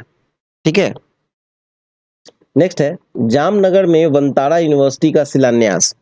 देखा जाए तो 10 अप्रैल को जामनगर गुजरात में वंतारा यूनिवर्सिटी नाम से स्थापित की जाने वाली इस यूनिवर्सिटी का शिलान्यास किया गया है और रिलायंस इंडस्ट्रीज लिमिटेड के कार्यकारी निदेशक अनंत अंबानी के global wildlife conservation organisation Vantara का वन्य जीव संरक्षण व पशु चिकित्सा विज्ञान को समर्पित यूनिवर्सिटी खोलने का इरादा है। ठीक है। नेक्स्ट है स्टेशन मास्टर स्टेशन सुपरिटेंडेंट के पद नाम में परिवर्तन।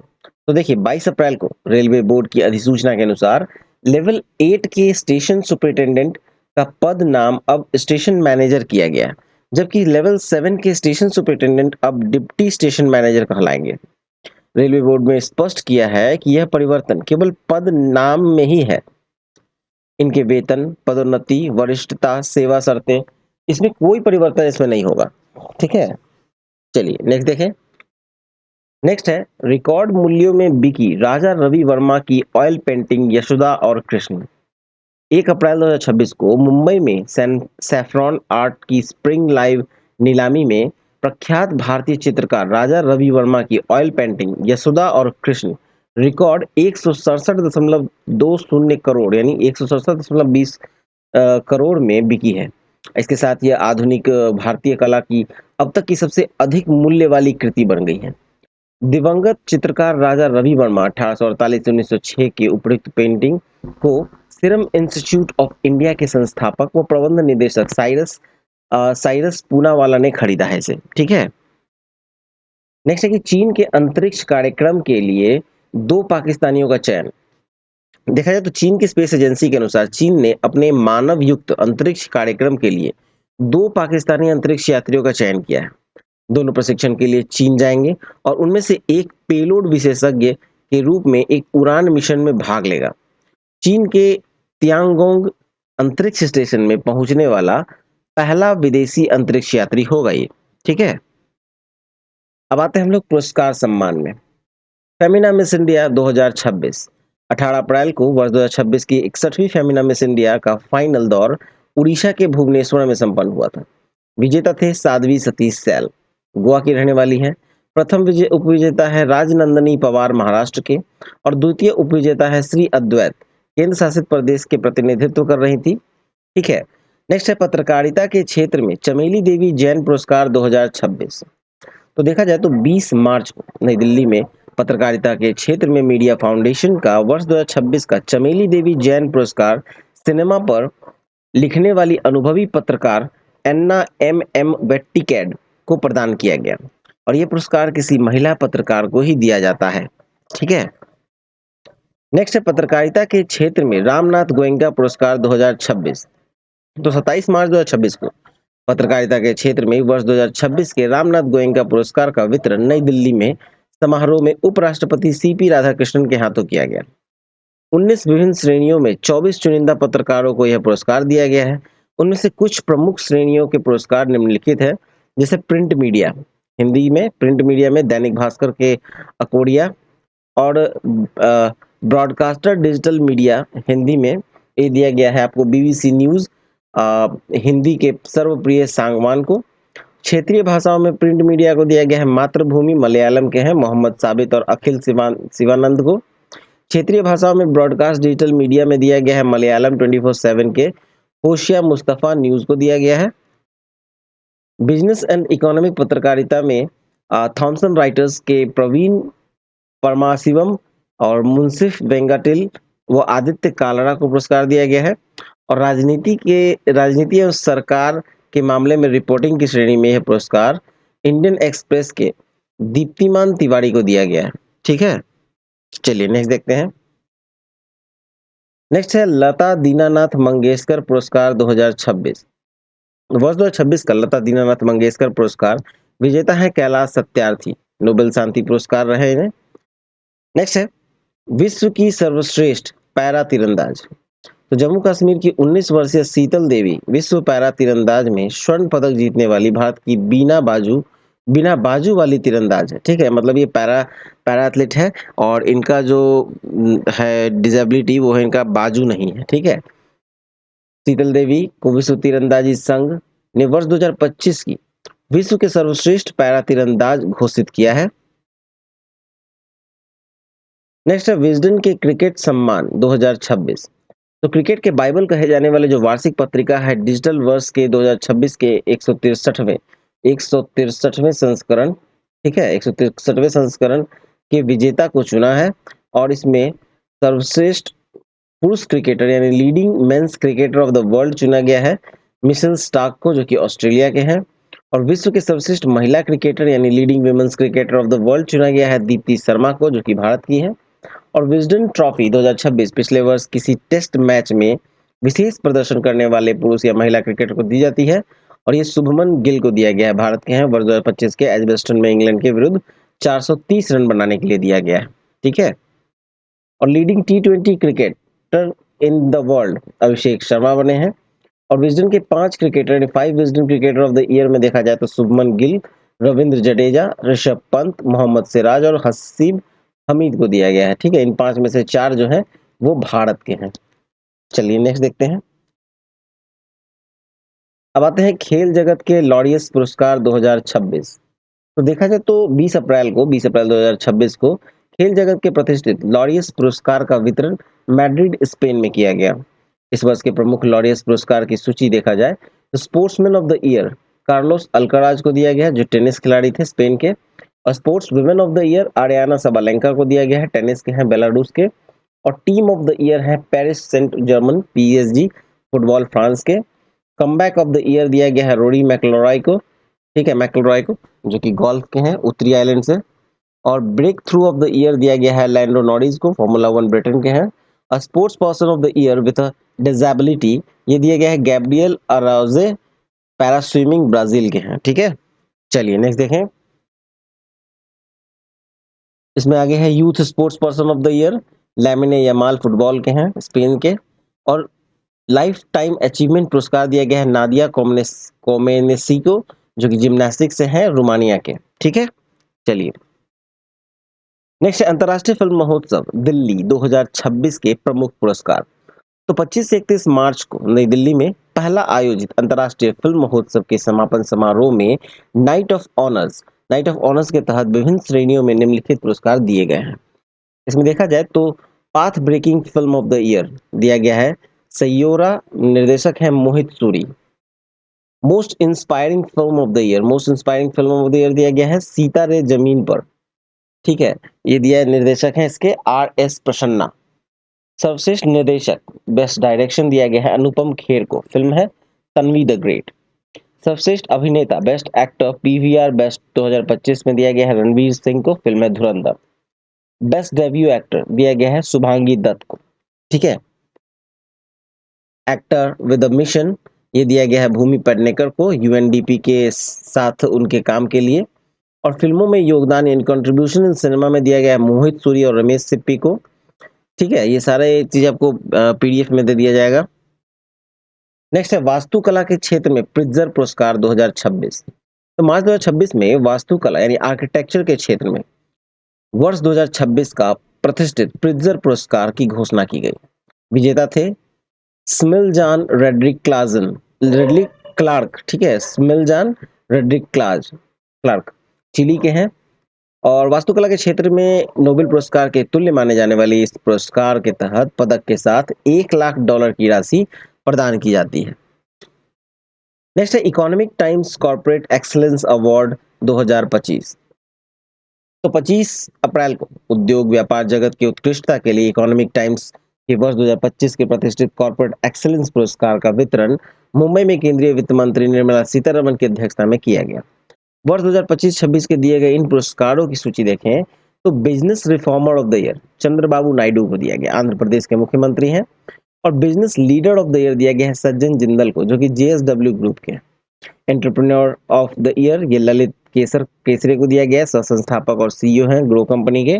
और business woman of the year Vibha Padalkar को दिया गया HDFC life insurance and MD सह CEO को। कंपनी ऑफ द ईयर दिया गया है भारती एयरटेल को। और emerging company of the year दिया गया है रेटगेन ट्रैवल ट्रेक को। और conscious corporate of the year दिया गया है एशियन पेंट्स को। Global Indian of the year दिया गया है नील मोहन, CEO है यूट्यूब के। नेक्स्ट है गणित के क्षेत्र का वर्ष 2026 का एबल पुरस्कार। तो मार्च 2026 में गणित के क्षेत्र का वर्ष 2026 का प्रतिष्ठित एबल पुरस्कार बॉन स्थित मैक्स प्लैंक गणित संस्थान के मानद निदेशक गर्ड फ्लैटिंग्स को प्रदान करने की घोषणा की गई है। और ये नॉर्वेन academy of sciences and letters ने की है। ठीक है, गणित के क्षेत्र में नोबेल पुरस्कार के तुल्य ये पुरस्कार जो है उन्हें अंक गणितीय ज्यामिति में शक्तिशाली उपकरणों को प्रस्तुत करने और मॉडल व लैंग के लंबे समय से चले आ रहे जो अनुमान हैं उनको हल करने के लिए दिया गया है। नॉर्वे की सरकार द्वारा वित्त पोषित एबल पुरस्कार उन्हें 26 मई 2026 को ओस्लो में नॉर्वे के सम्राट महामहिम हैराल्ड फिफ्थ की उपस्थिति में दिया जाएगा। पुरस्कार के तहत 75 लाख NOK यानी नॉर्वे का क्रोनर 7.70 लाख अमेरिकी डॉलर की राशि प्रदान की जाती है। ठीक है, अब आते हैं हम लोग खेलकूद की ओर। खेलकूद में पहला है कि हिमाचल प्रदेश के शावन बड़वाल का मैराथन दौड़ में नया राष्ट्रीय रिकॉर्ड। तो 12 अप्रैल को हिमाचल प्रदेश के सावन बड़वाल ने नीदरलैंड में रॉटरडम मैराथन में भाग लेकर पुरुष धावकों में 20वें स्थान पर रहे। ठीक है, और ये 42.195 किलोमीटर की दौड़ थी जो 2 घंटे 11 मिनट 58 सेकंड में पूरी करके मैराथन दौड़ में नया राष्ट्रीय रिकॉर्ड उन्होंने स्थापित किया। पिछला राष्ट्रीय रिकॉर्ड था शिवनाथ सिंह का 2 घंटे 12 मिनट में। और पुरुष वर्ग विजेता में देखिए तो गुई एडोला 2 घंटे 3 मिनट 54 सेकंड इथियोपिया के हैं जो पुरुष वर्ग में विजेता रहे। और महिला वर्ग में विजेता रहे मैकिडेस सिमेलेस जो कि 2 घंटे 18 मिनट और 56 सेकंड लगा, इथियोपिया के हैं। नेक्स्ट है बोस्टन मैराथन। बोस्टन मैराथन देखा जाए तो 20 अप्रैल को बोस्टन मैराथन का 130वां संस्करण मैसाचुसेट्स अमेरिका में संपन्न हुआ। प्रथम स्थान पर रहा जॉन कैरिर केनिया के 2 घंटा 1 मिनट 52 सेकंड। द्वितीय पर रहे अल्फोंस सीबू तंजानिया के 2 घंटा 2 मिनट 47 सेकंड। तीसरे पर रहे बेंसन किप्रूटो केनिया के। ठीक है, ये पुरुष वर्ग का था और हम लोग महिला वर्ग में देखते हैं। महिला वर्ग में प्रथम स्थान पे है सेरोन लोकेडी केनिया के। द्वितीय स्थान पे है लोइस चेमनूग। तीसरे स्थान पे है मैरी नग्यूगी कूपर केनिया के। ठीक है, नेक्स्ट है हाफ मैराथन में ह्यूमनॉइड रोबोट ने तोड़ा मानव धावकों का विश्व रिकॉर्ड। तो 19 अप्रैल को दक्षिण अफ्रीका बीजिंग के दक्षिण जिले में आयोजित ई टाउन हाफ मैराथन एक ऐसी दौड़ थी जिसमें मानव धावकों के साथ साथ लगभग 30 ह्यूमनॉइड रोबोट भी अलग लेन में शामिल थे।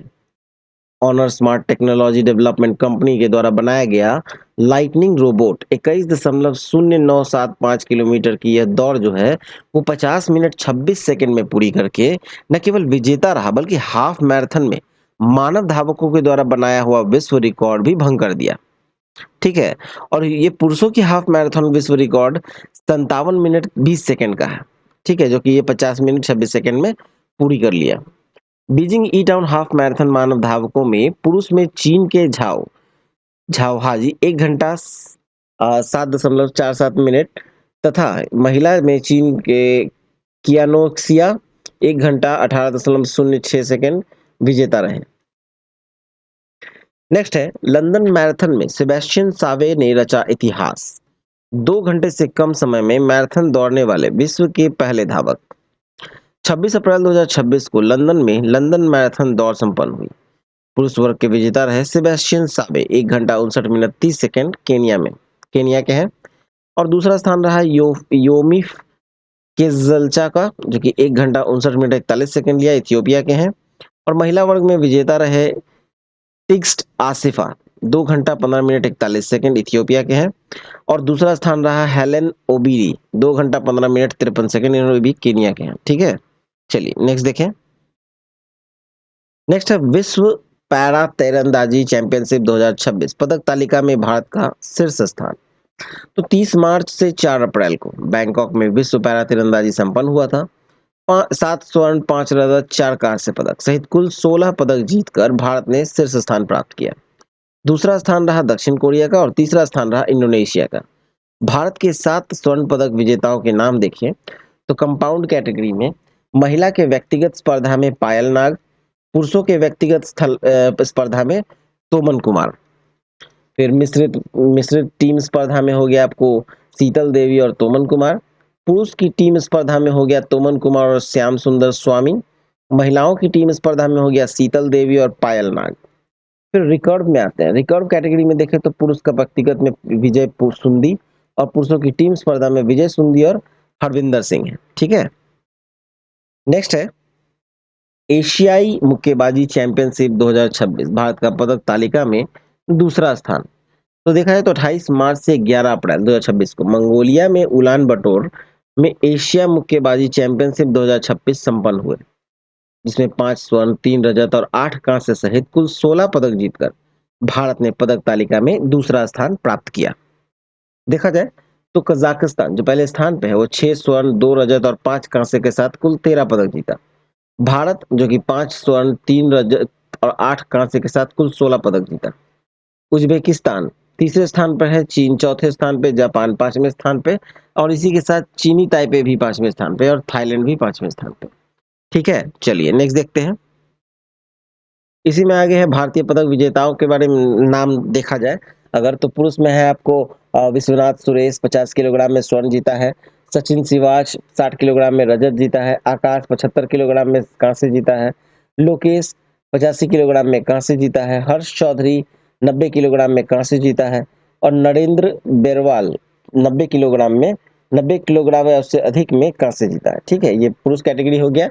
महिला कैटेगरी में स्वर्ण पदक जीतने वाले हैं मीनाक्षी हुडा 48 किलोग्राम में, प्रीति पवार स्वर्ण जीती हैं 54 किलोग्राम में, प्रिया घंघास स्वर्ण जीती हैं 60 किलोग्राम में, अरुंधति चौधरी स्वर्ण जीती हैं 70 किलोग्राम में, जस्मिन लंबोरिया रजत जीते हैं 57 किलोग्राम में, अल्फियान पठान रजत जीते हैं 80 किलोग्राम प्लस में, निखत जरीन कांस्य जीते हैं 51 किलोग्राम में। ठीक है, चलिए नेक्स्ट देखते हैं। नेक्स्ट है एशियाई बैडमिंटन चैंपियनशिप 2026।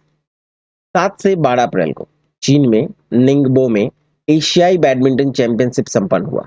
ठीक है, और भारत के 20 वर्षीय शटलर आयुष सेठी ने पुरुष की एकल स्पर्धा में फाइनल तक स्थान बनाने में उपलब्धि प्राप्त की, किंतु फाइनल में विश्व के नंबर 2 खिलाड़ी चीन के शी युकी से पराजित होकर रजत पदक ही जीत सके। महिला एकल विजेता है आन से यंग जो कि दक्षिण कोरिया के हैं और उप विजेता है वेंग जी ई चाइना के।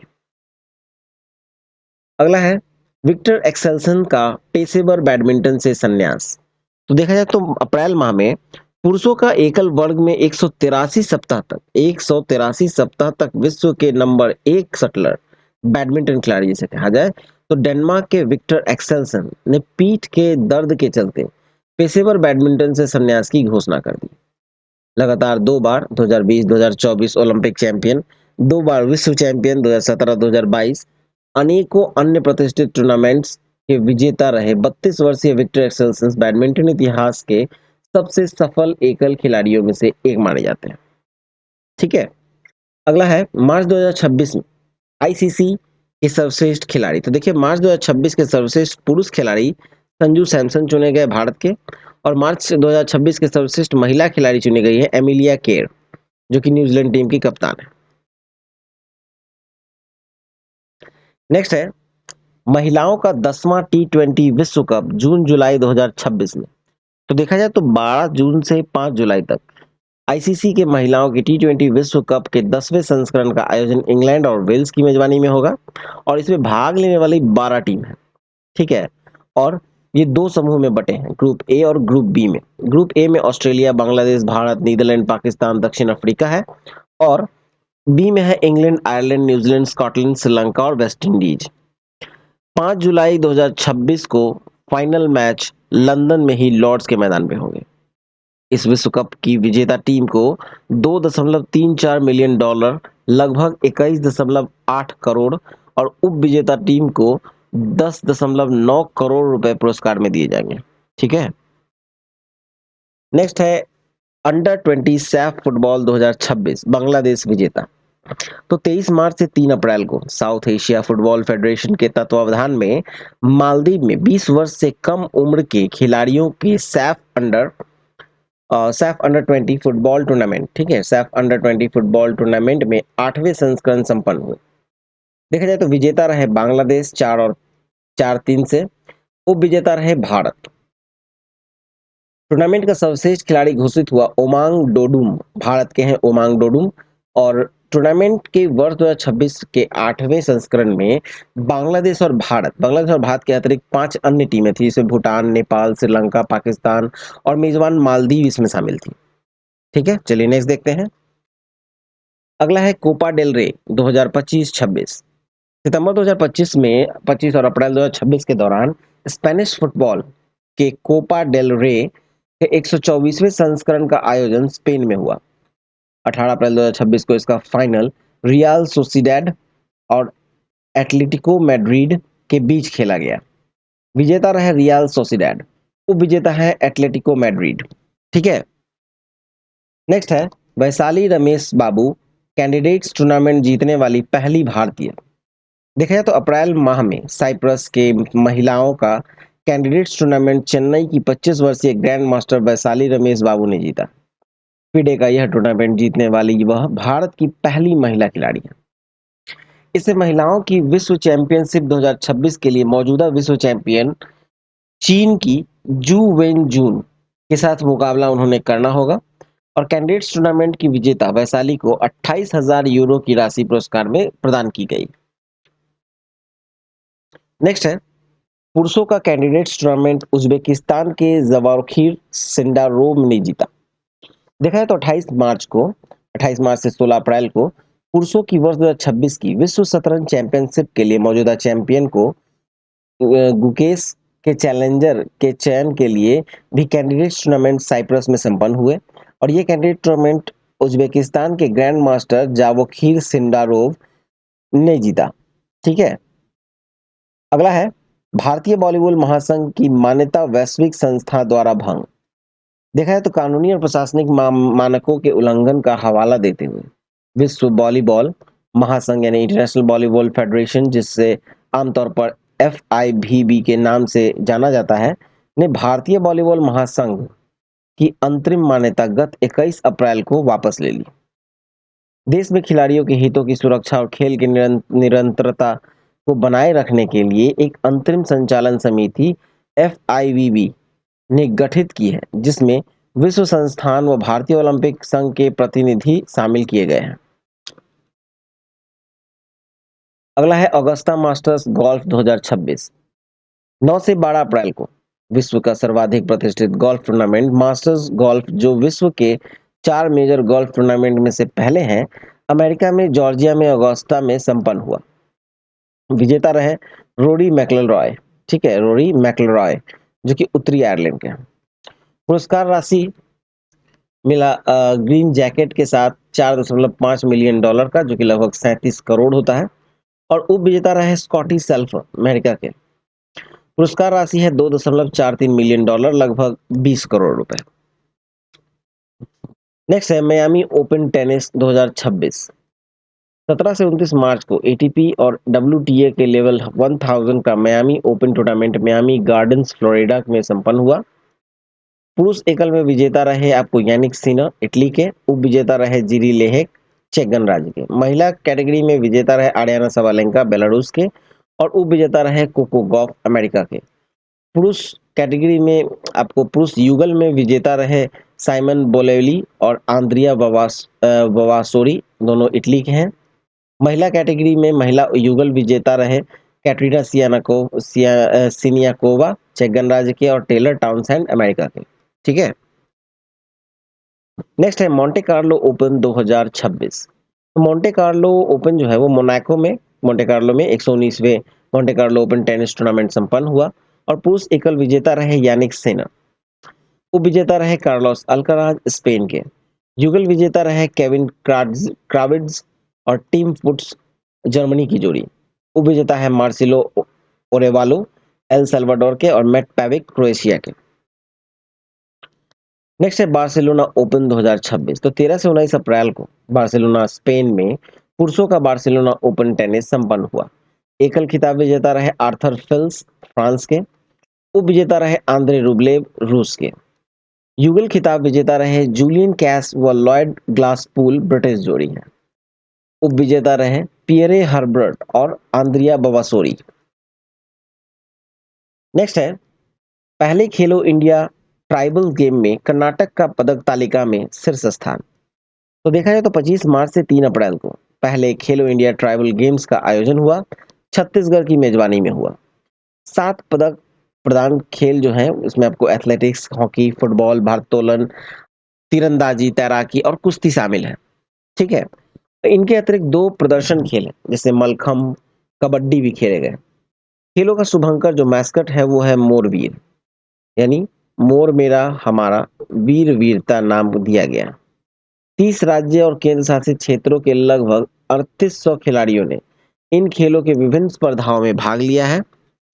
और इन खेलों में व्यक्तिगत रूप से सर्वाधिक 8 स्वर्ण, 1 रजत पदक कर्नाटक के मणिकांत एल ने जीते, जबकि महिलाओं में सर्वाधिक 5 स्वर्ण उड़ीसा के तैराक अंजलि मुंडा ने जीते। इन खेलों में 100 मीटर दौड़ में स्वर्ण पुरुषों में झारखंड के शिव कुमार सोरेन 10.58 सेकंड और महिलाओं में झारखंड की ही पृथ्वी और ओराव 12.73 सेकंड ने जीता। पुरुष की फुटबॉल का स्वर्ण पश्चिम बंगाल ने फाइनल में छत्तीसगढ़ को 1-0 से हराकर जीता और महिलाओं का फुटबॉल में स्वर्ण छत्तीसगढ़ ने ही जीता। पुरुष और महिलाओं दोनों ही वर्गों में हॉकी का स्वर्ण उड़ीसा ने जीता। एथलेटिक्स में सर्वाधिक 9 स्वर्ण झारखंड ने और दूसरे स्थान पर 8 स्वर्ण उड़ीसा ने जीता। देखा जाए पदक तालिका में तो कर्नाटका है आपको पहले स्थान पर 38 पदक के साथ, जिसमें 23 स्वर्ण, 8 रजत और 7 कांस्य है। दूसरे स्थान पे आपको उड़ीसा है 57 टोटल इनको मिला है पदक, जिसमें 21 स्वर्ण, 15 रजत और 21 कांस्य है, टोटल 57। झारखंड तीसरे स्थान पे है, महाराष्ट्र चौथे स्थान पे, अरुणाचल प्रदेश पांचवें, असम छठे, मिजोरम सातवें, हिमाचल प्रदेश आठवें, छत्तीसगढ़ नौवें और गुजरात 10वें स्थान पर है। ठीक है, तो चलिए ये वीडियो यहाँ समाप्त हुआ। प्रतियोगिता दर्पण, ठीक है, पीडी का ये जून एडिशन था, बहुत जल्द जुलाई आ जाएगा। आई होप आपको अच्छा लगा हो तो प्लीज़ वीडियो को लाइक कर दें, शेयर करें और चैनल को सब्सक्राइब नहीं किया तो सब्सक्राइब कर लें। वीडियो आते रहेंगे, आई होप आपको अच्छा लगे तो प्लीज़ शेयर जरूर कीजिएगा। चलिए मिलते हैं नेक्स्ट वीडियो में। All the best and thank you for watching exam world.